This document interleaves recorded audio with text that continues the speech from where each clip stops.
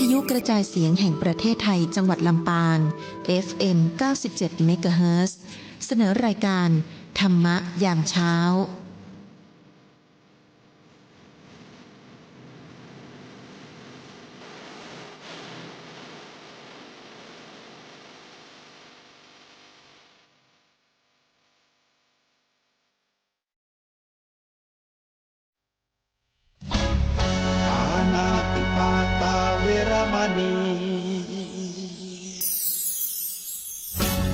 อทินนาทานาเวรมณีกาเมมุสาสุราเม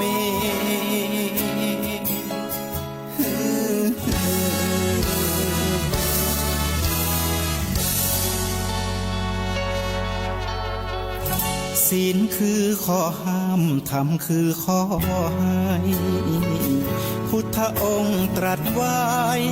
ชี้ทางใจให้ภาคเพียรเบญจศีลเบญจธรรมท่องจำสมัยเราเป็นนักเรียนธรรมะไม่เคยแปรเปลี่ยน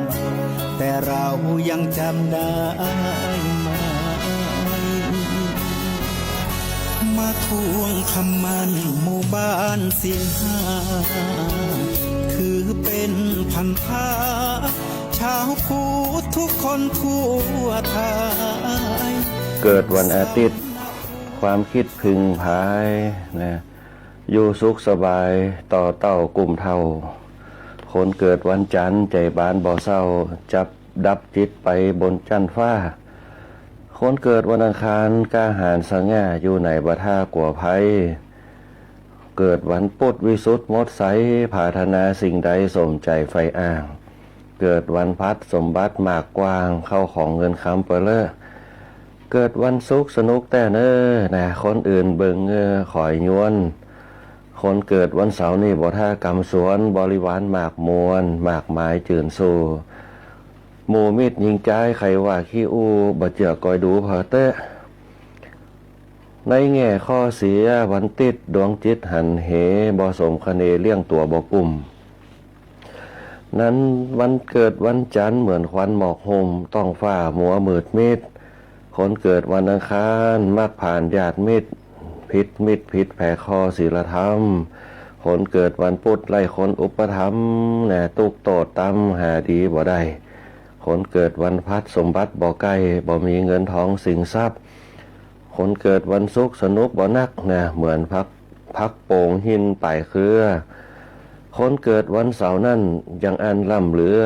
เปรียบเหมือนขี่เรือถูกลมไหวเลิ่งมนุษย์คนเฮานักเบากลางเกิงตามแบบลายเจิงว่าไว้และนายเฮยก็ขออนุโมทนาเจริญพรขอบคุณกับกำข่าวห่ำวันเกิดนะจากอาจารย์มหาทวีเขื่อนแก้วไปตีเปิ่นได้เรียบเรียงเนี่ยกำข่าวมาอดีตเปิ่นนักเขียนหนังสือนะประจำจังหวัดลำปางเขาตัวตั้งเชียงใหม่ทั้งภาคเหนือของเขาอาจารย์มหาทวีเขื่อนแก้วอดีตภูมิปัญญาเขาที่ได้ล่วงลับดับขันไปฝากกำข่าวข่าวห่ำวันเกิดนะในแง่ดีในแง่เสียของคนวันเกิดทั้ง7 วันมาคือกับหมู่เขาทั้งหลายได้ยินได้ฟังกันก็ขอถวายความเคารพหลวงพ่อเจ้าคณะจังหวัดลำปางหลวงพ่อรองเจ้าคณะจังหวัดหลวงพ่อเจ้าคณะอำเภอหลวงพ่อรองเจ้าคณะอำเภอหลวงพ่อเจ้าคณะตำบลหลวงพ่อเจ้าวาดพระเนรเถรทุกรูปทุกตนแล้วก็ขอถวายความเจริญพรอนุโมทนากับตั้งสถานีวิทยุสวทลำปางเขาตัวตื่นฮือเวลาออกอากาศในช่วงธรรมะยามเจ้านะฮะในช่วงเวลาตี 5จนถึง6 โมงเจ้าทุกวันนะบอกว่าจะเป็นวันจันทร์จนถึงวันอาทิตย์เนี่ยเขาจะมีธรรมะยามเจ้าเป็นประจำตั้งสทลำปางเขาซึ่งเป็นสถานีที่เขามีธรรมะตั้งแต่ยุคเริ่มแรกมานะจนถึงในยุคปัจจุบันที่เขาได้เปิดห้องว่าได้จัดกันขึ้นมาเนี่ยตั้งสทลำปางเขาเปิดกระหือเวลาออกอากาศตั้งแต่ยุคสมัยสถานีของเขา97อยู่สนามกอล์ฟเก่านะส่วนสาธารณะประจำจังหวัดลำปางเขาประเดี๋ยวนี้ตั้งบ้านดงนะไปจัดรายการกันในช่วงที่ผ่านมานะฮะอันนี้ก็ เจริญพรอนุโมทนาโดยกับสทลำปางด้วยการนำของหัวหน้าผู้อำนวยการสถานีนะคุณอัญชันสรลำนะเป็นหัวหน้าสถานีเป็นผู้อำนวยการแล้วก็คุณกาญจนาอินทาหัวหน้าฝ่ายรายการคุณแอลชุติการเอาใจคุณก้อยอัชราพรพงษ์จันทร์คุณบรรหารสุญานะก็อันนี้เป็นเจ้าหน้าที่ดีเจนะจัดรายการคือกับสทลำปางเขาบอกว่าจะเป็นตั้งแต่ตอนเจ้าจนถึงแมลงดึกๆปุ่นนะปุ่นจะนำความบันเทิงมาให้กับคณะสัตยาญาติโยมพร้อมกับเนื้อหาสาระต่างๆบอกว่ากิจการการงานต่างๆนะที่เปิ่นเอามาคือกับคณะสัตยาญาติโยมได้ยินได้ฟังกันบอกว่าจะเป็นทั้งราชการโดยเฉพาะกรมประชาสัมพันธ์จังหวัดลำปางเฮานะบอกว่าจะเป็นทั้งท่านผู้ว่าเฮานะที่เปิ่นจะมาจัดรายการให้หมู่เฮาทั้งหลายโอ้ความเคลื่อนไหวต่างๆของบ้านเฮาตัวบอกว่าจะเป็นโรงพยาบาลสาธารณสุขจังหวัดนะขนส่งจังหวัดนะบอกว่าจะเป็นชมรมผู้สูงอายุเฮานะชมรมคนเฒ่าคนแก่เฮาที่เพิ่นมาจัดรายการที่ตั้งสทลำปางของเฮาตัวนะแล้วก็ที่ลืมว่าได้เนี่ยก็ขับเคลื่อนกันมาตลอดคือฝ่ายช่างเฮาโดยการนำของหัวหน้าประสานทีมทองนะคุณแหลมเพชรนันตาแสงคุณภูพิงภูสิริแสนจังต่อนะวาทีร้อยตีอาทิตย์วรรณวารีเป็นต้นพร้อมกับช่างเดียวประยุทธ์พงษ์ดวงชมพูนะเจ้าหน้าที่ที่มาประจำการตั้งสทลำปางเฮานะคือสถานีของเฮาอยู่กูกับประชาชนหรือว่าเจ้าบ้านเฮาตัวนะได้ยินข่าวสารต่างๆนะอันนี้ก็เป็นสทลำปางของเฮาแล้วก็สุดท้ายที่แน่นแฟนกันมาตลอดนะก็คือคณะสัตยาญาติโยมของเฮานะที่ได้เป็นแฟนรายการธรรมะยามเจ้าของแฟนรายการนันทนาการบันเทิงเพลงต่างๆนะที่เข้ามารวมกันตั้งแต่ตอนเจ้ามานะมาสร้างบารมีธรรมรวมกันบอกว่าจะเป็นรายการธรรมะวันเสาร์วันอาทิตย์นะวันจันทร์จนถึงวันศุกร์เนี่ยนะตั้งท่านพระอาจารย์พระครูสิริธรรมบัณฑิตของจัดรายการขึ้นมาวันเสาร์นะเพิ่นจะมาเป็นประจำทุกวันเจ้าวัดหนึ่งเมืองมูลนะ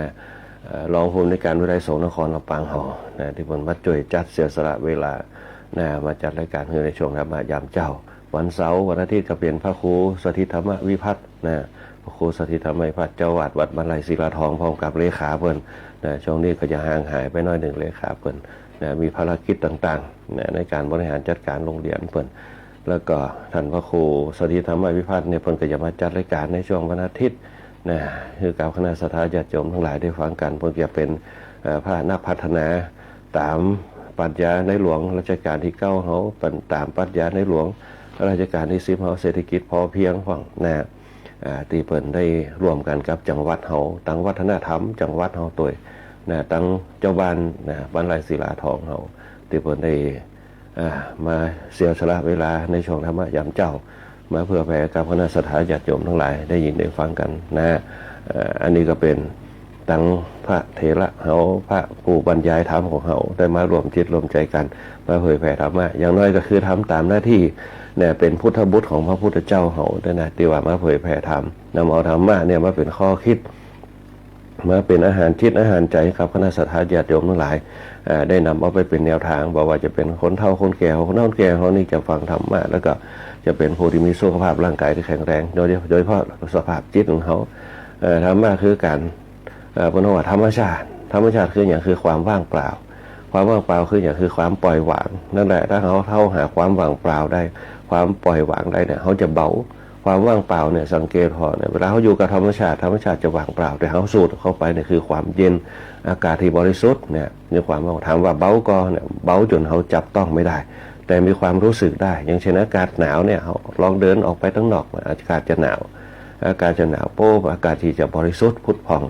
เนี่ยเอาสูดเข้าไปปุ๊บเขาก็ได้รับไอเย็นจากธรรมชาติเขาจะได้ความสุขจากความเย็นตรงนั้นแหละไปเป็นสารชำระสิ่งที่มันมักหมมอยู่ในจิตในใจเขาออกมานั่นแหละคืออากาศเนี่ยถามว่านักก่อนอากาศนี่มันนักไผว่าอากาศนักนี่ยุ่งนะอากาศเนี่ยคนเขาเบาสบายนะเนี่ยคือปล่อยวางนะ มันจะบรรนักนะเบาสบายปล่อยวางอันนี้พอเขาได้อารมณ์ได้อากาศตรงนี้ไปแล้วปุ๊บได้อากาศก็คืออากาศที่เบาสบายนะอากาศ อารมณ์เขาได้อารมณ์คือปล่อยวางไปตามพระเจ้ามาได้อารมณ์ที่มันปล่อยวางเขาก็ตั้งหลักของเขาเหี่ยนะตั้งหลักคืออย่างตั้งหลักธรรมนำชีวิตเขาในวันนี้คือหนึ่งเขาจะบ่าฮือเรื่องนักอกนักใจเรื่องเป็นปัญหาเข้ามาสู่จิตของเขานะทำจิตของเขาคือมันรื่นลมให้ได้นะต่อสู้กับสิ่งต่างๆที่เขาเนี่ยจะเผชิญกันในช่วงวันนี้เนี่ยเหมือนกับพระบาทสมเด็จพระเจ้าอยู่หัวรัชกาลที่ 9เพิ่นเคยโอ้ยว่าทุกวันมีภาระมดตื่นเจ้ามาก็คือภาระแต่เขาจะเนี่ยจะได้คือภาระมันเบาที่สุดภาระคือหน้าที่ภาระคือการงานหน้าที่ที่เขาจะต้องรับจะต้องแบกเนี่ยเขาจะเนี่ยจะได้มันเบาเนี่ยเขาจะเนี่ยจะบันเบาก็คือหนึ่งทำอารมณ์เนี่ยคือมันสู้ไม่ได้เนี่ยทุกอย่างเนี่ยไม่หนักเนี่ยเมื่อเขามีปัญญาแล้วปุ๊บเนี่ยมันจะเบาปัญญาคือการแก้ปัญหานักก่อนนักเนี่ยบางคนเอามาใส่จิตเนี่ยเป็นปัญหาบางคนยิ่งปัจจัยปัญหาของตัวเก่าเนี่ยเอามาเป็นภาระเนี่ยอันนี้เป็นต้นโดยเฉพาะพ่อแม่ปู่ย่าตายายภาระของตัวเก่าคือก็ปัจจัยแต่มันเป็นภาระความผูกพันความเกี่ยวเนื่องจึงทำให้มันเป็นภาระนักอกนักใจบางคนนักอกนักใจกับลูกกับเต้ากับหนี้กับสินกับกินกับอยู่เนี่ยตรงนี้เป็นต้นเนี่ยตรงนี้เปิ่นเอาไปเป็นภาระถามว่าพระพุทธเจ้าถามว่าเปิ่นตัดให้ไว้ว่าโมโหชเนวัตตานยุตาพระเจ้าประมาณเนี่ยมีกินก็เพื่ออยู่เนี่ยบ่ได้อยู่เพื่อกินมีกินเพื่ออยู่เพื่ออย่างชีพเนี่ยถ้าเขากินนักมันก็กัดต้องมันก็จุกมันก็แย่คือเป็นเบาหวานมันก็แย่เป็นโรคความดันกินหนักเนี่ยของลองสังเกตว่าเรากินหน้าโป๊ะตื่นเจ้ามาจะเจ็บหัวอาการคือความดันเนี่ยเปิ่นบอกว่าโมโหชเนวัตตานกินคือมันพอประมาณแล้วกินให้มันมีประโยชน์กับร่างกายนะปิ้งย่างปุ๊บจะไปใครกินนักกินเค็มกินเผ็ดรสจัดจะไปกินนักกินให้มันบอกโภชเนมะตันยุดาพอประมาณกินเค็มนักก็จะเป็นโรคไตกินเผ็ดนักก็จะเป็นเบาหวงละกินหวานนักก็จะเป็นโรคอ้วนโรคเบาหวานนะทุกอย่างถ้ากินอย่างนักเกินไปที่กินมันเกินไปมันก็จะเป็นปัญหาเปิ้นบ่ฮื้อกินมันกินมันเกินไปกินปิ้งย่างได้ก็กินได้แต่ว่ามันเหมือนได้กินเตือจะไปกินติดต่อติดวันต่อวันมันก็ย่าให้เกิดปัญหากับการขับถ่ายการทำงานเป็นต้นสังเกตพอง่ายๆเขากินข้าวนะเขาบอกเคยเปลี่ยนไปเป็นอย่างอื่นเนี่ยบางคนกินอย่างอื่นก็ถึงบะเต่าบางคนกินข้าวนึ่งกับบะเต่ากับกินข้าวนึ่งนะจะไปกินข้าวเจ้ากินข้าวหุงก็มันก็ถึงบะเต่าข้าวนึ่ง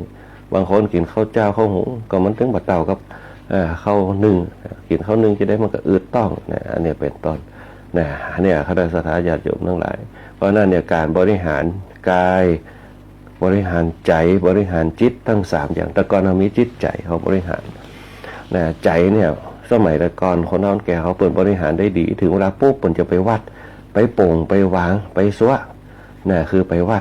ดคือปริมาณตาจังเขามันจะเอียงไปข้างใดข้างหนึ่งก็ได้มันจะตรงก็ได้ขึ้นอยู่กับน้ำหนักของมัน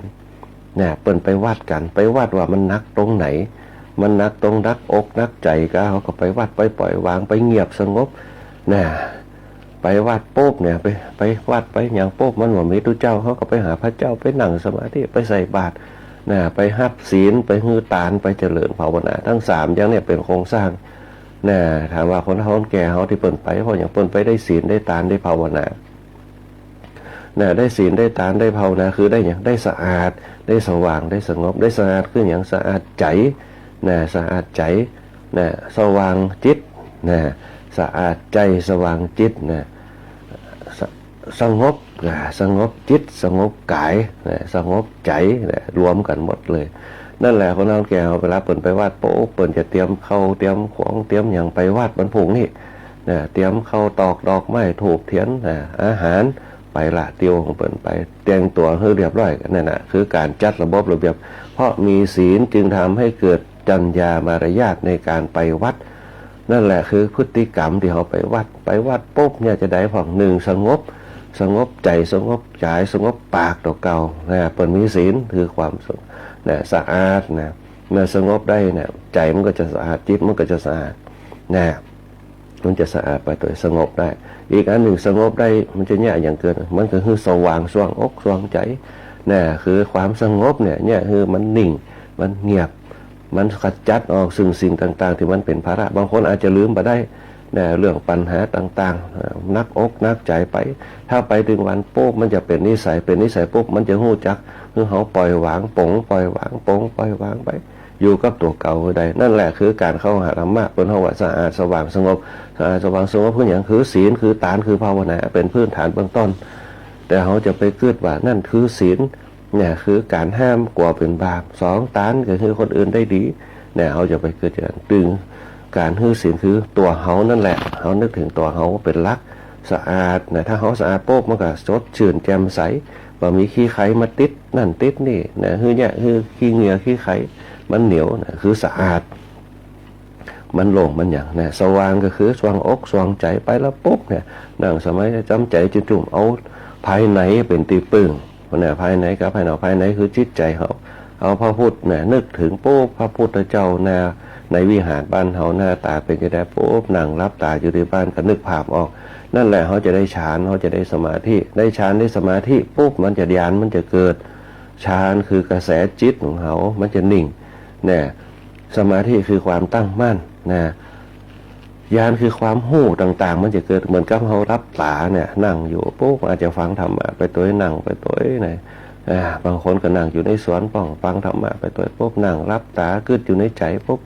เนี่ยนั่งรับตาสักกำหนึ่งเนี่ยอันนี้เป็นตอนไม่อาจจะบ่เคยคุ้นบ่เคยชินเหมือนเข้าถ้าเขาหนิ่งได้นักต่อใดปุ๊บเนี่ยความสงบจากจิตจากใจมันจะเกิดขึ้นจิตทุกดวงที่อยู่ในร่างกายเนี่ย120 ดวงเนี่ยพอมันรวมกันเป็นหนึ่งปุ๊บมันมีสมาธิมันจะแยกเขาสบายอกสบายใจบางอย่างทุกอย่างเนี่ยที่มันเกิดขึ้นมาเรื่องมันเกิดขึ้นแล้วเนี่ยมันมีเกิดมันมีแก่มันมีเจ็บมันมีใจทุกขึ้นเนี่ยทุกอย่างเนี่ยไม่เที่ยงเป็นทุกข์เป็นอนัตตาเขาก็นึกถึงว่าเรื่องมันเกิดมันบ่เที่ยงมันถึงเกิดขึ้นมาอยู่ตลอดบางเตี่ยมันก็สุขบางเตี่ยมันก็ทุกข์มันบ่เที่ยงเป็นทุกข์ถ้าเอาเก็บมามันก็เป็นทุกข์ทุกขเวทนาสุขเวทนาทุกอย่างมันเป็นทุกข์หมดเนี่ยแม้แต่อิ่มมันก็เป็นทุกข์อยู่บ่ได้มันก็เป็นทุกข์ทุกอย่างเป็นทุกข์หมดเขาจะแยกจะได้คือมันสุขก็คือเนี่ยปล่อยวางเห็นทุกอย่างเป็นมันเป็นธรรมชาติของมันแม้แต่สังขารร่างกายเขาก็เหมือนกันคนนอนแก่เขาบางทีเจ็บหลังเจ็บแนวเจ็บเนี่ยเจ็บเขี้ยวเจ็บอย่างต่างๆมันเป็นทุกข์แต่ถ้าเขาอยู่กับความทุกข์ของร่างกายได้ปุ๊บ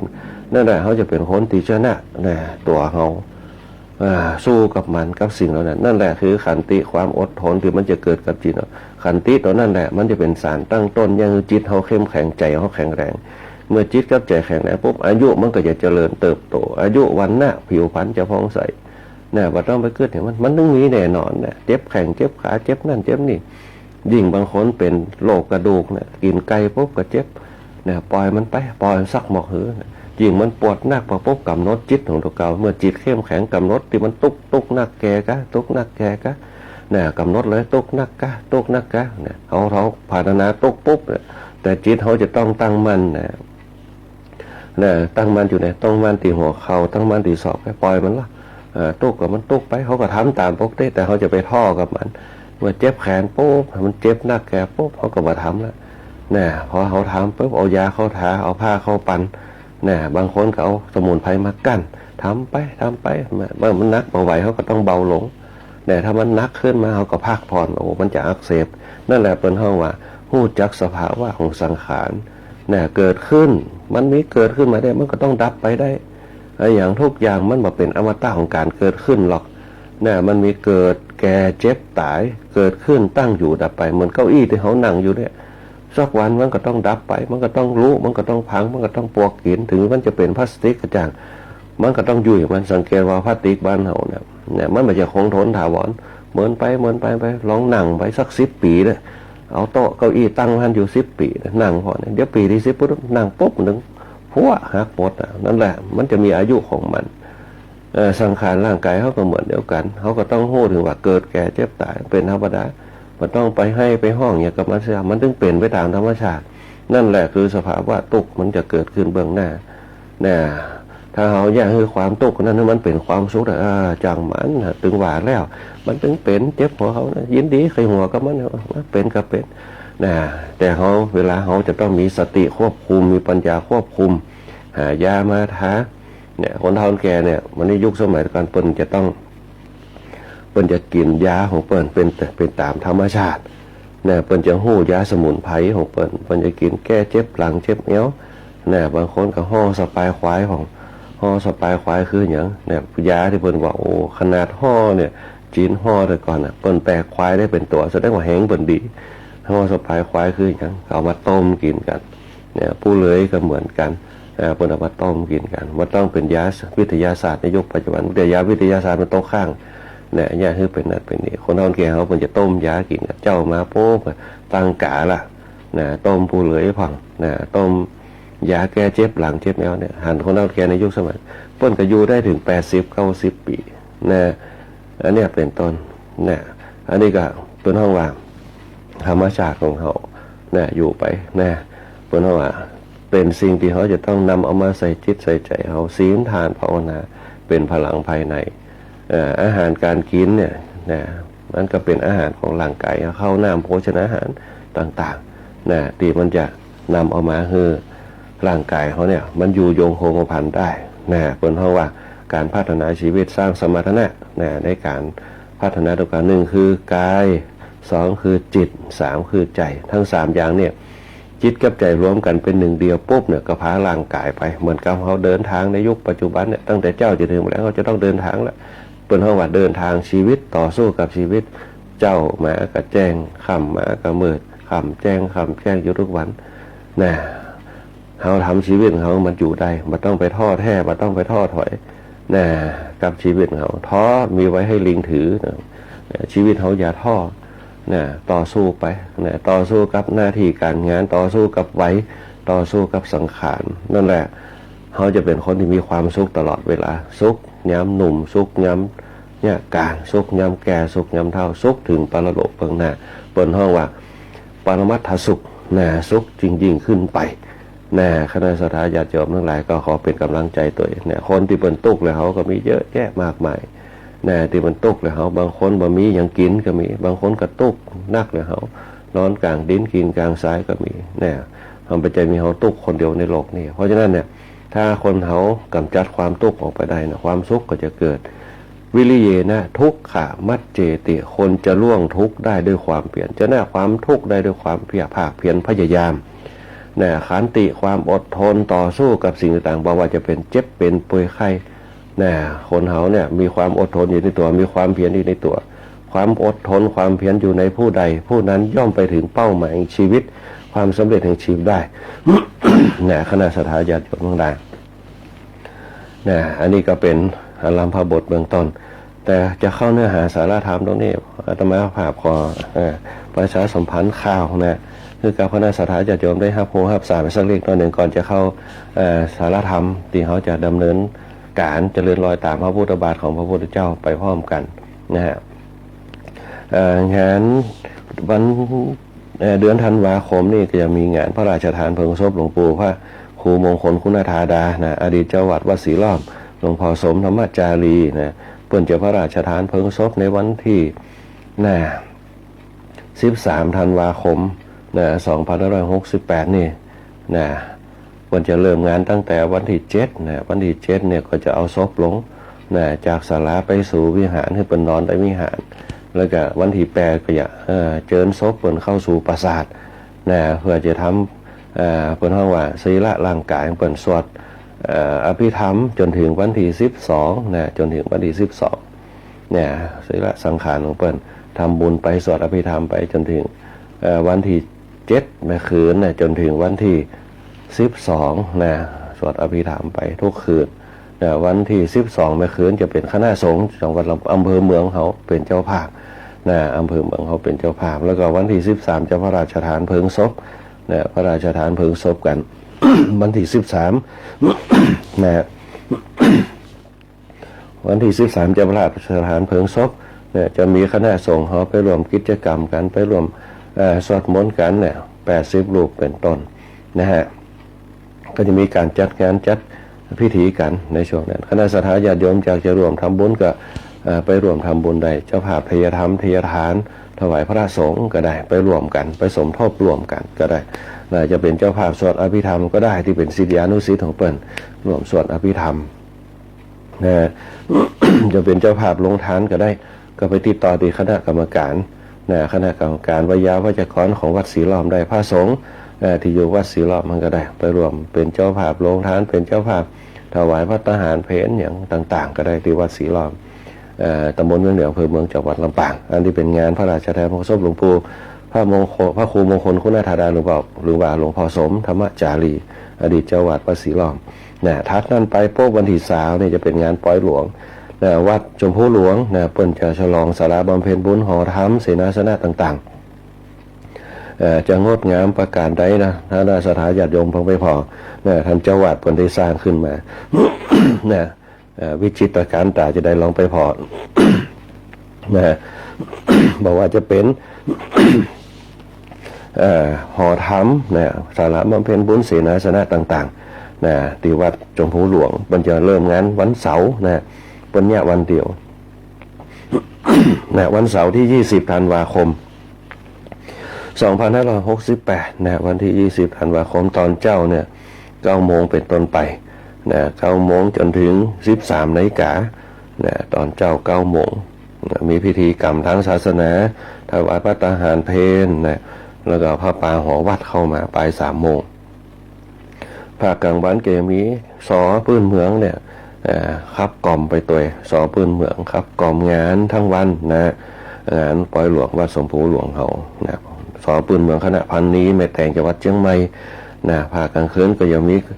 มัชฌาพระโชคยังกว่ากันไปในงาน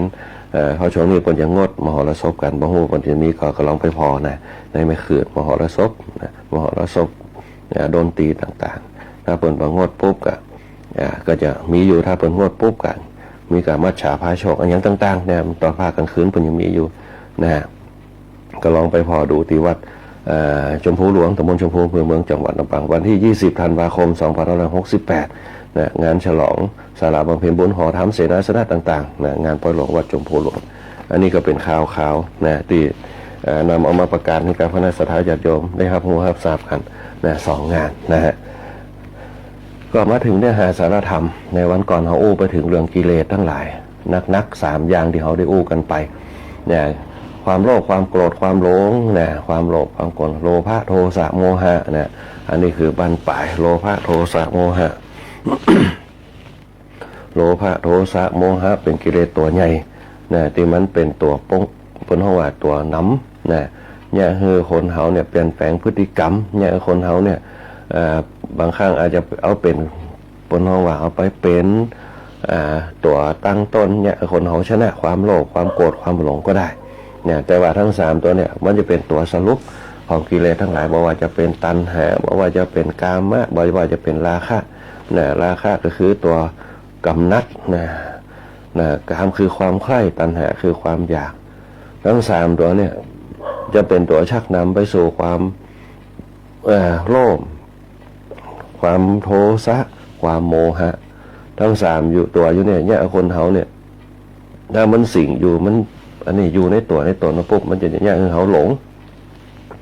แล้วมันจะเนี่ยเขาหลงพิษหลงพิษบางครั้งอาจจะลงไม้ลงมือไปเลยก็มีเพราะฉะนั้นเขาอยากชนะสิ่งเหล่านี้ได้ปุ๊บเขาต้องกำจัดโดยอันยังโดยกำจัดโดยศีลโดยทานโดยภาวนาอย่างที่บอกว่าเนี่ย1สงบจิตสงบใจสำรวมจิตสำรวมใจ2ปล่อยวางเนี่ยมันจะดึงเหนือศีลทานภาวนาไปบนเปิ้นจึงคือเขาเนี่ยได้พัฒนาสิ่งเหล่านี้ทั้งศีลทั้งทานทั้งภาวนาคนเขาที่มันบัญย้อมกันอย่างต่างๆเพราะขาดศีลเนี่ยจะเบียดเบียนกันอยู่จะละเมิดสิทธิ์กันอยู่บ่ฮู้จักเพศจักไว้บ่ฮู้จักสถานะบ่ฮู้จักการเจ้วาจาที่ความซื่อตรงต่อกันรักษาวาจาคำสัตย์ต่อกันแล้วก็สุดท้ายข้อ5คือประมาทในสตินั่นแหละมันจะเป็นตัวชักใหญ่ไปสู่กิเลสหนาๆและเนี่ยเขาผาดพังไปได้เปิ้นจึงบอกว่าคือศีลคือสำรวมไม่ได้ปล่อยมันไปทุกอย่างปล่อยมันไปก็คือทานคือสำรวมไม่ได้ตั้งสติให้ได้ไม่แต่เขาจะทำงานรวมกันเขาจะเนี่ยอย่างรวมกันปุ๊บต้องมีศีลก่อนคนเขาถ้าบ่มีศีลปุ๊บมันจะมีความคิดที่นอกกรอบสติจะแตกระเบียบจะแตกคนเขาจะแตกแถวจะแตกจิตไปเพราะศีลคือสำรวมมีสติศีลเป็นตัวกอให้เกิดสติคือความระลึกได้สมัญญาความรู้ตัวอย่างนี้คือมนุษย์คนเขาแหละเป็นมนุษย์ที่ฮู้จักฮักตัวเก่าฮักสังคมฮักธรรมชาติ เนี่ยเปิ้นห้องคือการสำรวมทำให้คนมีจิตใจที่เปิ้นห้องว่าเอื้ออารีเอ็นดูเมตตาต่อกันมาจากอานิสงส์ของทานเนี่ยมันจึงมีเปิ้นห้องว่าการให้โอกาสซึ่งกันและกันเนี่ยแต่ในยุคปัจจุบันคนเขาจะบ่ใครให้โอกาสซึ่งกันและกันมีอย่างโป๊บกับเค้นฆ่ากันทุบตีกันทำร้ายกันจนเสียชีวิตไปก็มีเนี่ยคนเขาบ่ให้โอกาสกันเหมือนกับคนไทยบ่ฮักกันเนี่ยคนไทยเขาคนบ้านเขาบ่ฮักกันเพราะบ่ฮักกันปุ๊บมันก็ยังคือบิดเบือนกันเนี่ยบ่ช่วยเหลือกันไหว้เว้นกันพ้องอันนี้เป็นต้นแต่ถ้าเขาอยากจะให้สังคมตัวเขามีความสุขปล่อยวางได้อยู่กับตัวกับตนได้มีความสุขอันอย่างก็ตามบ่เต้าสุขที่เขาเป็นสุขเนี่ยสุขอันอย่างก็ตามบ่เต้ากับสุขที่เขาอยู่แล้วเป็นสุขหายใจเป็นสุขอยู่เป็นสุขเนี่ยอยู่กับตัวเองให้ได้ก่อนบางคนมันอยู่ตัวเองไม่ได้มันจะต้องปั้งแฝงปึงปะคนอื่นเอาคนอื่นเป็นตัวรักสำคัญโดยเฉพาะอ่อนในยุคปัจจุบันเขาเนี่ยเอาเปื่อนเอาฝูบางครั้งลืมครอบครัวลืมพ่อแม่ไปลืมบ้านลืมจองเหมือนกับเราอ่อนยุคใหม่ไปตั้งหน้าติ๊กเนี่ยไปอยู่กรุงเทพไปอยู่ต่างจังหวัดเนี่ยมันก็เลยเผาพันธุ์เขากระจายออกไปบางคนไปอยู่กรุงเทพก็มีเนี่ยเปิดห้องว่าเนี่ยจะต้องเนี่ยรักษาความเป็นปกติของเขาได้เนี่ยบางเตี่ยมันกระตึงหนีปะป้นเกิดในตายหันเนี่ยเกิดแก่เจ็บตายเนี่ยเขาจะไปลืมถิ่นฐานบ้านเกิดเขาเนี่ยอันนี้คือเนี่ยเขาเป็นปกติความสำรวมก็คือศีลเนี่ยเขามีมารยาทก็คือศีลเนี่ยเขามีจารีตประเพณีก็คือศีลเนี่ยเขามีวัฒนธรรมก็คือศีลเนี่ยเขามีอริยธรรมก็คือศีลศีลเนี่ยจะเป็นตัวจัดระบบเนี่ยเขาหู้จักพฤติกรรมนิสัยต่างๆเนี่ยศีลคือการสำรวมคือการตั้งต้นในความเป็นมนุษย์เป็นมนุษย์เป็นได้เพราะใจสูงก็คือมีศีลนั่นแหละถ้าคนที่มีศีลปุ๊บมันจะรู้จักระบบจรรยามารยาทรู้จักธรรมชาติรู้จักความกตัญญูกตเวทีความกตัญญูกตเวทีมาจากอย่างมาจากศีลกตัญญูมาจากอย่างเป็นหัวข้อธรรมะกตัญญูกตเวทีมาจากศีลเพราะว่าอย่างศีลเนี่ยเป็นตัวตั้งต้นให้เกิดธรรมที่เปิ้นฮื้อเฮาเฮียนฮู้ศีลเฮียนฮู้ธรรมเฮียนฮู้ศีลก็มาจากอย่างบทสรุปคือศีลทานภาวนาเรียนรู้ธรรมก็คืออะไรเรียนรู้ธรรมคือศีลสมาธิปัญญาแยกออกมาเป็นสองระบบศีลมาจากศีลทานภาวนาธรรมมาจากอย่างศีลสมาธิปัญญาคนเฮามีปัญญามันจะรู้จักธรรมะมันจะรู้จักพฤติกรรมมันจะรู้จักความดีมันจะรู้จักความสงบศีลธรรมทำให้คนมีพฤติกรรมที่สำรวมแล้วก็ปกติรู้จักความเป็นไปของแต่ละคนว่าคนนั่นเป็นอย่างไรคนนี้เป็นอย่างไรคนนั้นเขาจะต้องช่วยเหลือจะใดคนนั้นเขาจะต้องห้ามปรามจะใดนั่นแหละคือสังคมมนุษย์แต่ถ้าสังคมเขามีศีลพร้อมกันมันจะแยกให้สังคมนั้นเกิดความสันติภาพเกิดความเสมอภาคเกิดความ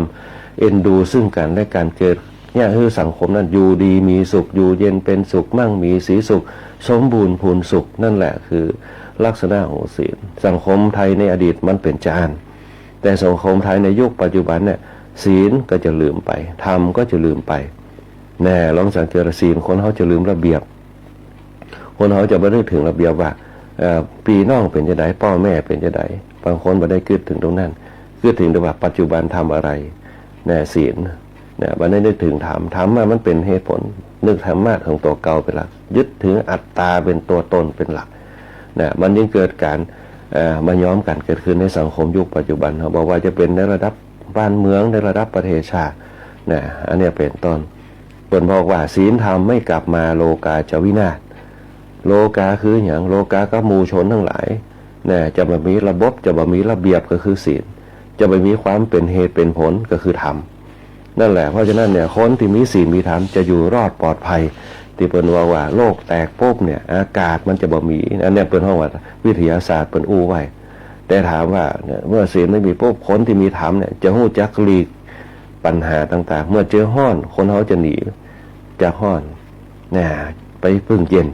เป็นต้นนั่นแหละคนมีธรรมจะมีสติปัญญาคนมีสติปัญญาปุ๊บจะดำเนินชีวิตได้อย่างไม่ประมาทเจอปัญหาก็แก้ปัญหาได้คนที่มีธรรมคนที่มีศีลแต่ถ้าคนบ่มีศีลบ่มีธรรมก็จะรู้จักการใช้ชีวิตน้อยมากจะมีความประมาทอยู่ตลอดคนที่บ่มีศีลเป็นจะประมาทเพราะว่าจะขาดระบบในการดิ้นรนในการต่อสู้คนที่มีธรรมปุ๊บจะรู้จักถามว่าสู้ได้ก็สู้ได้แต่ก็ต้องยอมเพราะอย่างพ่อบ่อยากปะทะบ่อยากยุ่งบ่อยากอย่างทุกอย่างใจว่าสงบอย่างเดียว นั่นแหละคือบนห้องศีลธรรมเนี่ยลองสังเกตเท่านั้นประเทศบางประเทศเนี่ยเปิ้นมีศีลธรรมเปิ้นยังมีความสงบเนี่ยประเทศไทยเขาในยุคปัจจุบันเปิ้นเป็นประเทศที่เนี่ยเปิ้นเฮาว่าศีลธรรมยังมีน้อยมากเนี่ยละอ่อนยิ่งบ่ฮู้จักเพศจักไว้ละอ่อนจะอยากเป็นคนใหญ่บ่ห้ามบ่เรียนหนังสือเนี่ยอันนี้เป็นต้นเนี่ยความมีศีลธรรมมันจริงเกิดขึ้นมาน้อยเนี่ยจะโอ้กับคนใหญ่ก็โอ้กระโชกโหกมากพ่อแม่บ่เคยฟังแต่ฟังเปื่อนพองอันนี้คือศีลธรรมเนี่ยความเป็นเหตุเป็นผลมีก็ตอนเมื่อว่าเฮาดีกับเขาทำมันจะเกิดแต่ถ้าเฮาบ่ดีกับเขาพ่อแม่บ่ดีกับลูกอาธรรมมันก็จะเกิดนั่นแหละสังคมในยุคปัจจุบันเนี่ยเพราะฉะนั้นเนี่ยเขาจะไปถือว่าศีลธรรมเป็นสิ่งที่ล้าหลังแต่ศีลธรรมเป็นสิ่งที่อยู่ในจิตของเราเป็นเครื่องปรับปรุงภายในของเราเนี่ยคือคนเขามีสติรู้จักมีสามัญสำนึกเนี่ยรู้จักเนี่ยสร้างสรรค์ในสิ่งที่ดีงามเนี่ยถ้าสังคมเขามีสิ่งที่ดีงามมีศีลธรรมเกิดขึ้นสังคมเขาเนี่ยจะผาสุกนะแต่คนเขาน้อยมากที่จะคิดเรื่องนี้นะพอคิดเรื่องนี้ปุ๊บเนี่ยมันจึงเป็นสิ่งที่ตามหลังมันไม่ใช่สิ่งทำหน้านะมีศีลสุขแล้วมีธรรมสุขใจนะมีศีลสุขล่ำคืออย่างมันจะยากคือเขาบ่ประมาทมีธรรมสุขใจคืออย่างมันจะยากเขามีสติควบคุมนะอันนี้เป็นต้นนั่นแหละคือการใจธรรมะหรือว่าใจศีลธรรมในการดำเนินชีวิตเราพระพุทธเจ้าเนี่ยเป็นตัดหลักธรรมออกมาปุ๊บแม้แต่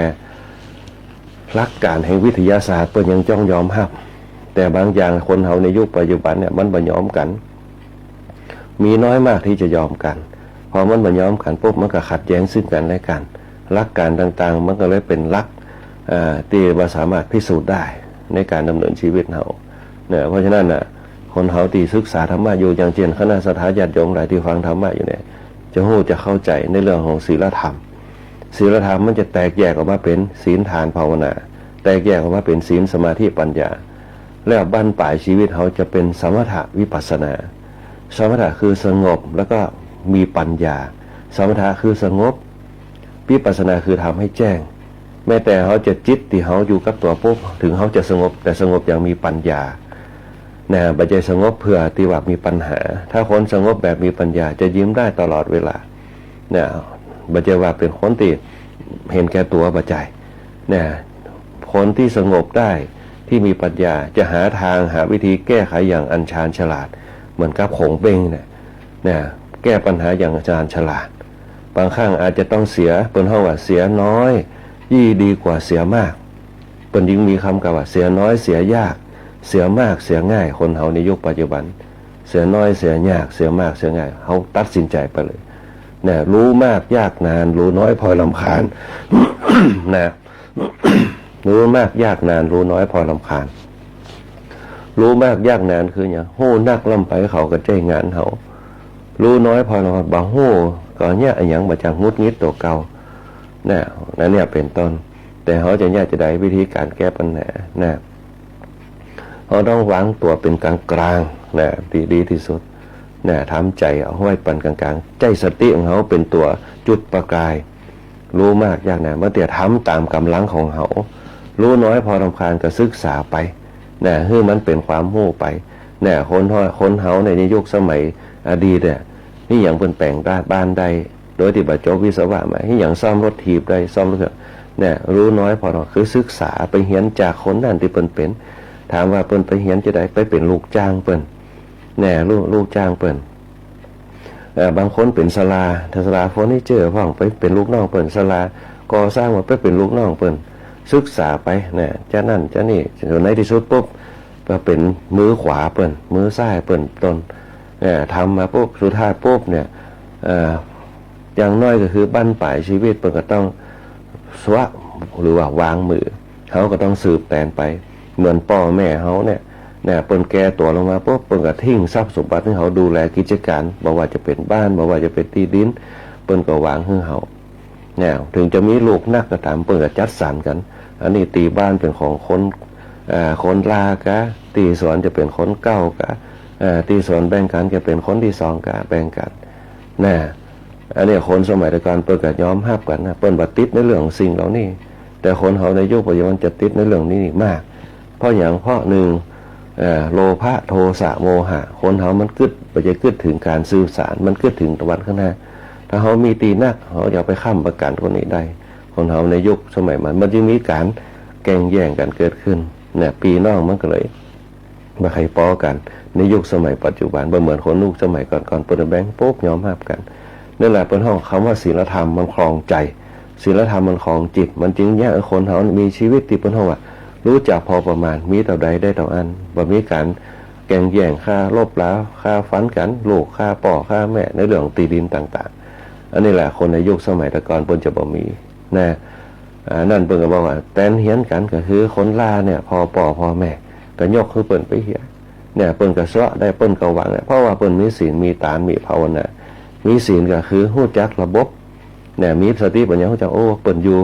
เขาก็ดูแลพ่อแม่อีหั่นป้อนข้าวป้อนน้ำเฮามีเวลาได้ดูเฮาอยู่กรุงเทพกรุงไทยเนี่ยตีบ้านที่จอนก็สมควรละเนี่ยเปิ้นห้องเปิ้นมีใจเป็นกลางเปิ้นแบ่งตีนะเปิ้นบ่แบ่งเฮาก็เป็นหยังเฮาอยู่ต่างจังหวัดก็เอาไว้เป็นตีมรดกสืบทอดกันไปบ่ต้องไปขายไปหยังเป็นตีสืบทอดกันไปอันนี้เป็นต้นนั่นแหละคือปีน้องที่เป็นมีสติปัญญาที่เป็นมีความคิดรวมกันในยุคสมัยแต่ก่อน นะมันก็เป็นการสืบสานมรดกไปนะตรงนี้เป็นต้นนะอันนี้เป็นคือลักษณะคือการเจริญอยู่ในศีลในธรรมคนที่มีศีลมีธรรมจะรู้จักวิเคราะห์พิจารณาถึงหลักเหตุหลักผล แต่จนชีวิตเป็นนะอยู่ด้วยกันยังมีความสุขนะอันนี้เป็นต้นนี่แหละคือการใจธรรมะในการดำเนินชีวิตนะในวันนี้ก็เหมือนกันเนี่ยวันนี้เขาจะได้นำเอาหัวข้อธรรมที่เขาเคยอู้ไปนะในยุคในข้างก่อนนะในข้างก่อนเขาจะอู้เรื่องกิเลสทั้ง3ประการ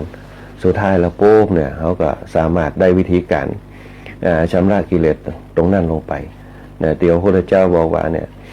กิเลสทั้งหลายสามารถสงบขึ้นได้ด้วยศีลนะด้วยสิกขา3ด้วยสิกขา3ก็คือ ศีลสมาธิปัญญา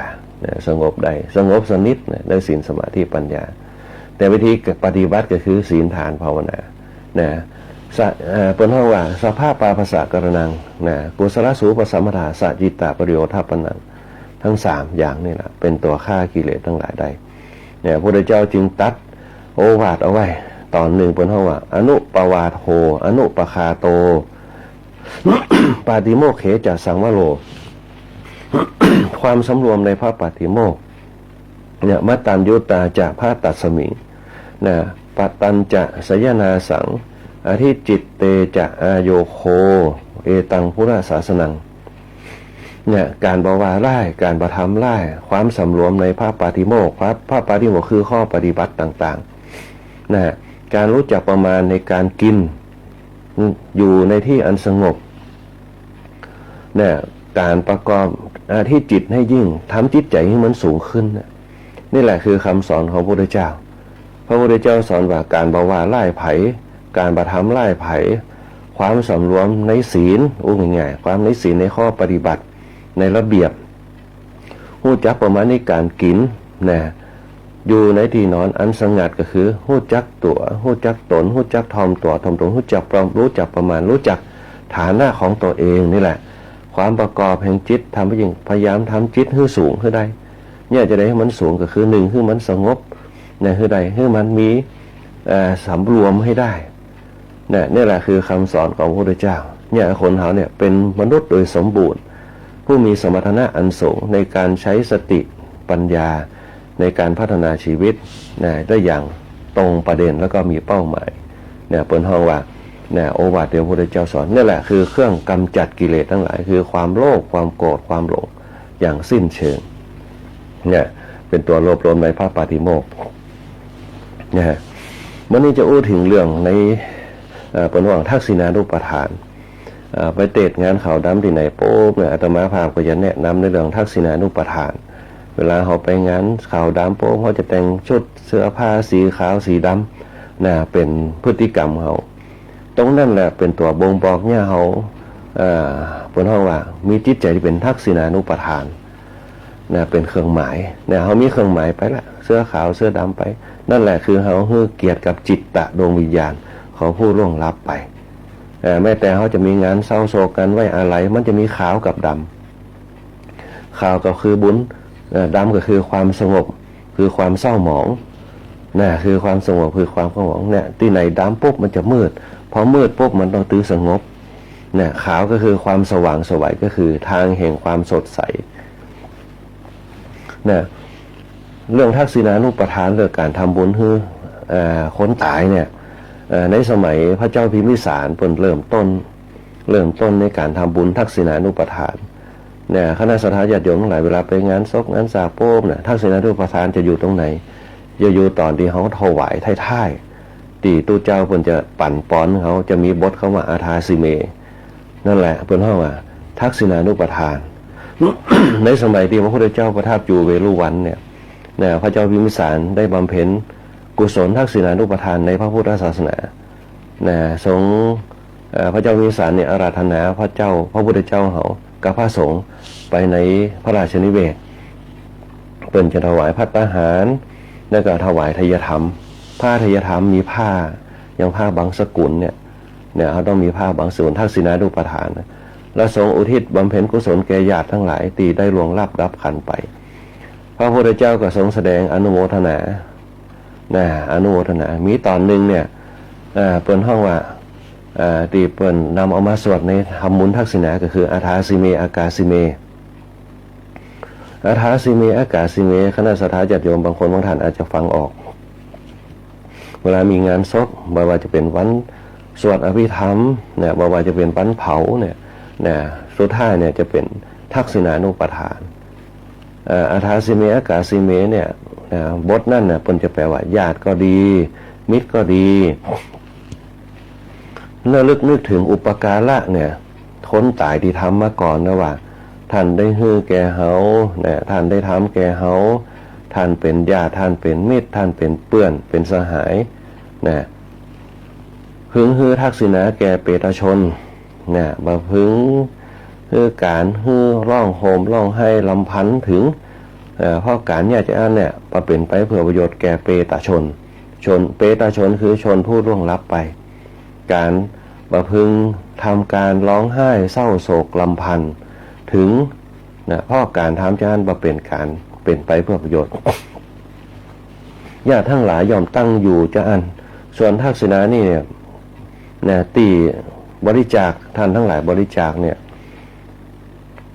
คือตั้งไว้ดูดีในแล้วในพระสงฆ์เหมือนกับทักษิณาที่เขาจะถวายเนี่ยกับพระสงฆ์เนี่ยย่อมสำเร็จแก่ชนผู้ล่วงลับไปโดยฐานะสิ้นกาลนานท่านทั้งหลายได้แสดงญาติธรรมได้บูชาเปตชนให้ยิ่งขึ้นแล้วได้เพิ่มกำลังแก่ภิกษุทั้งหลายในการทำบุญตรงนั้นอันเป็นได้บุญไม่น้อยนี่เป็นความย่อในเรื่องที่พระเจ้าพิมพิสารทรงบำเพ็ญทักษิณานุปทานแล้วก็นับเป็นเรื่องที่เกิดขึ้นครั้งแรกในพระพุทธศาสนา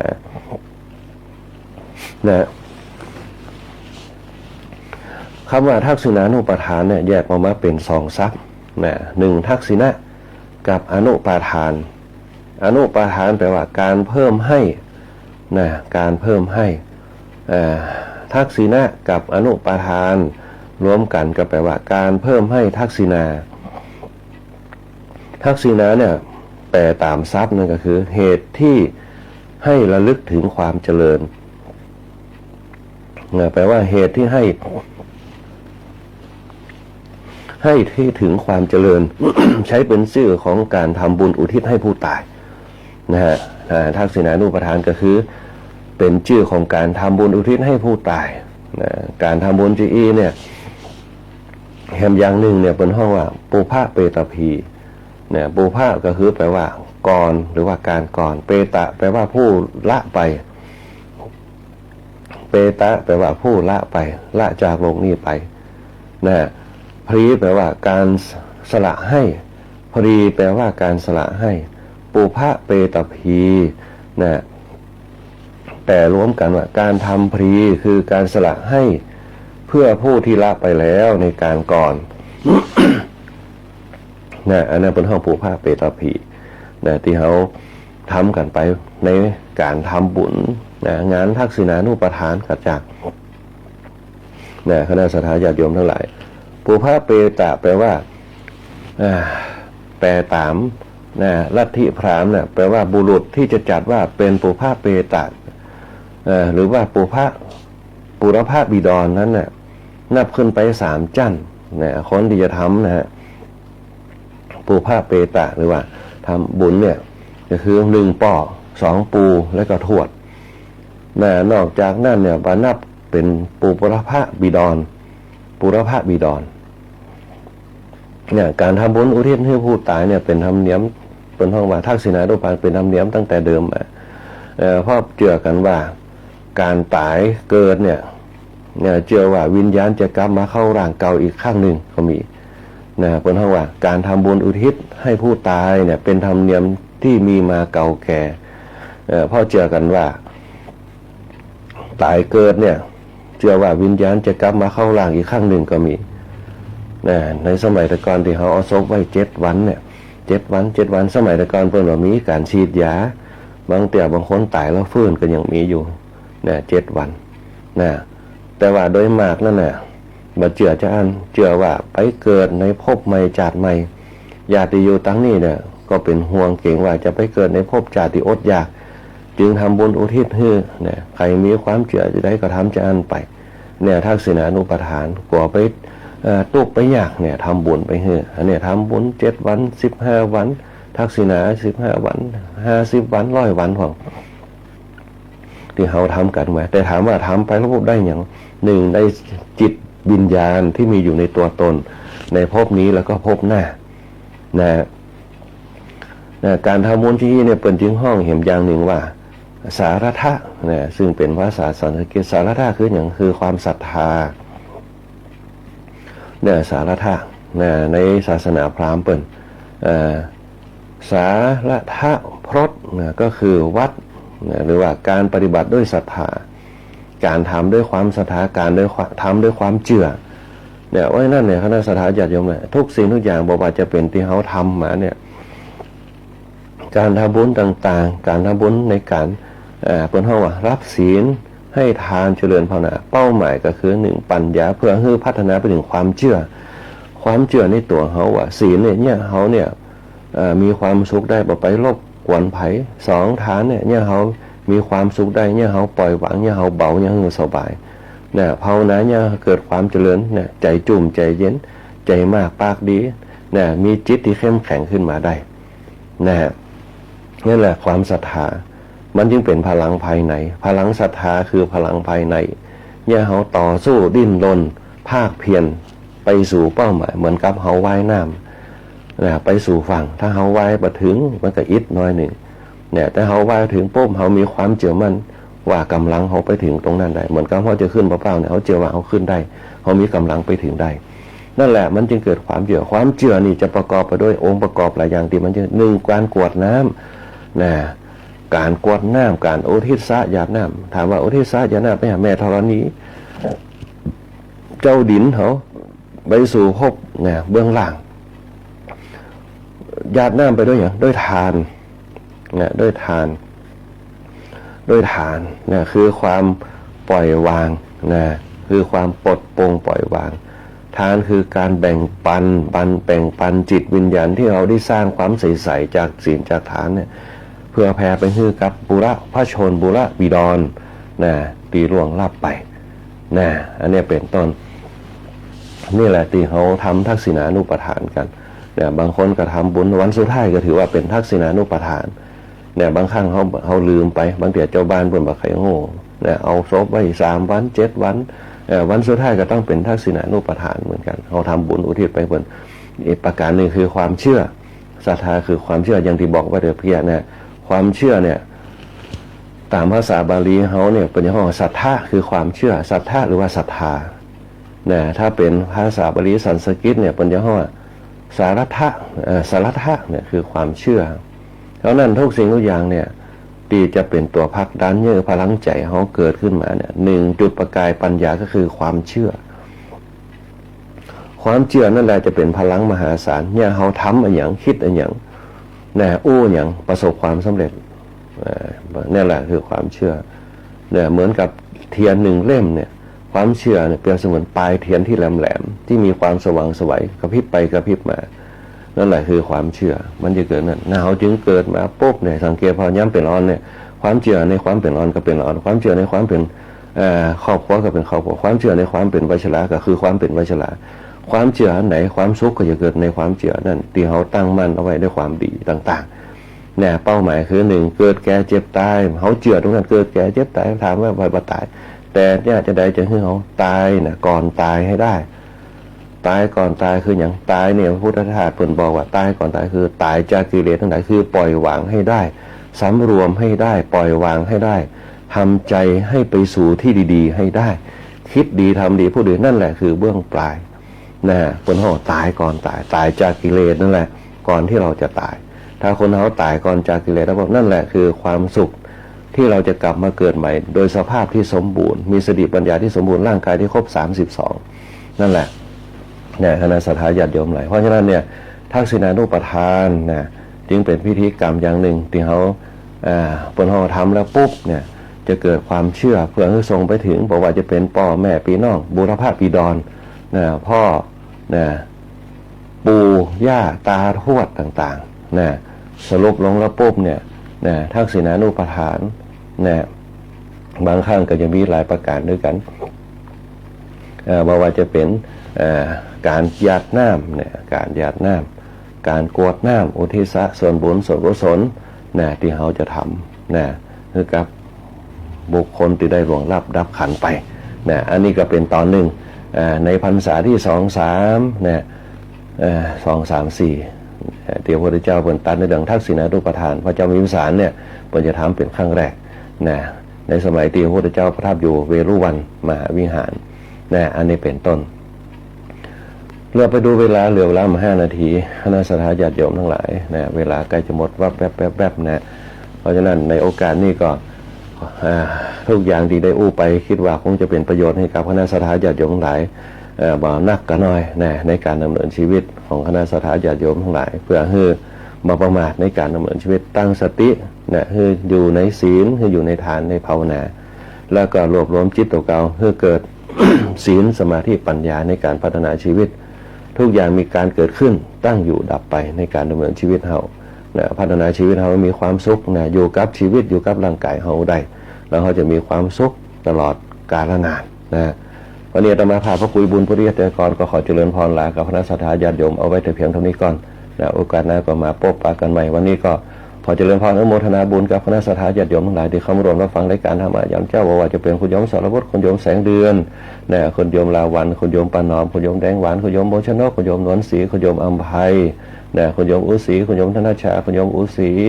นะคุณโยมเพนคุณโยมแอดคุณโยมจันทร์ฟองคุณโยมโชคดีมีความสุขคุณโยมสมพรคุณโยมลักษิณาเนี่ยต่างกอขาคุณโยมดารุณรัตน์โดยคุณโยมดาราสินเจริญสุริคุณโยมสุภาพดีคุณโยมยาแดงคุณโยมจันทาคุณโยมนพดลคุณโยมพิสมัยคุณโยมวิชิโกโดยคุณโยมนพรัตน์คุณโยมปานอมคุณโยมแม่สีพันธ์คุณโยมเอราวัณคุณโยมกัญญาคุณโยมแม่ฟองคำคุณโยมคำมวนคุณโยมสง่าคุณโยมอาเม่งคุณโยมแม่เที่ยววันตัวที่คำรวมรับฟังรายการธรรมะยามเจ้าปีนานก้อนต่างบ้านสารดอนตัวดีเจแก้มยุ้ยตัวแม่ที่บาวันคุณโยมดารัตสินเจริญสอนคุณโยมมะลิแก้วคุณโยมมันลิกาคุณโยมสราวุฒิคุณโยมนพดลคุณโยมเอราวัณคุณโยมสง่าคุณโยมกัญญาคุณโยมพุนเที่ยงคุณโยมนพรัตน์คุณโยมลักษณะคุณโยมธนชาคุณโยมสุภาพดีคุณโยมแม่เพ็ญศรีต่างบ้านกาดโป่งตัวคุณโยมอุศรีคุณโยมขมลคุณโยมแสงเดือนคุณโยมพรคุณโยมพินิจคุณโยมลาวันคุณโยมปานอมคุณโยมอาเมฆคุณโยมพองคำคุณโยมแดงหวานคุณโยมบุญชนกคุณโยมนวลศรีตัวตุปิติคามโนพิขุตัวพี่อภินันโทพิขุพระครูวิทักษ์วิญญาณพระครูวิจารณ์บริการท่านทุเจ้าธรรมดาตั้งเสริมงามตัวคุณแม่สุรีตั้งบ้านตรงหัวจ้างคุณแม่สลวยต่างบ้านคัตริยาตัวพระครูพ่อนมาชัยตัวตามุดบ้านไรศิลาทองตัวปีเมตต่างบ้านหนองตาเลยป้าติ๋มตัวตีต่างบ้านกำแพงเมืองเฮาคุณแม่คุณป้านันเท่าดีตัวแล้วก็ต่างคนโยมศิลป์ต่างบ้านส่องแพรใต้ตัวที่ฟังได้กันนะมายำยำป้าไรตั้งบ้านศาสตร์ตัววันนี้ก็คุณแม่ปินเพชรตั้งบ้านม่อนหินแก้วตัวที่ฟังรายการธรรมะยามเจ้าอยู่ขอความสุขความเจริญจงมีแด่คณะสัตยาญาติโยมทั้งหลายขอให้คณะสัตยาญาติโยมโกโคคนจงมีแต่ความสุขความเจริญมีอายุวันนะสุขาพระปฏิภาณธนสารสมบัติหิมากล้าขึ้นกล้าแม่นขายหมานพ้นจากโรคภัยไข้เจ็บทั้งหลายมีความสุขตลอดกาลนานวันนี้อาตมาพาพระคุยบุญปริยัติกรพ่อกับฝ่ายช่าง ปีแหลมเพชรนันตาแสงขอภูมิภาคผมเสียงขอเจริญพรลากับพระนักสัทธาญาติโยมเอาไว้เตียเพียงในโอกาสหน้าก็มาพบปะกันใหม่วันนี้ก็ขอเจริญพร ติดตามรับฟังรายการธรรมะยามเช้าได้ใหม่ในวันและเวลาเดียวกันนี้ทางสถานีวิทยุกระจายเสียงแห่งประเทศไทยจังหวัดลำปาง FM 97 เมกะเฮิรตซ์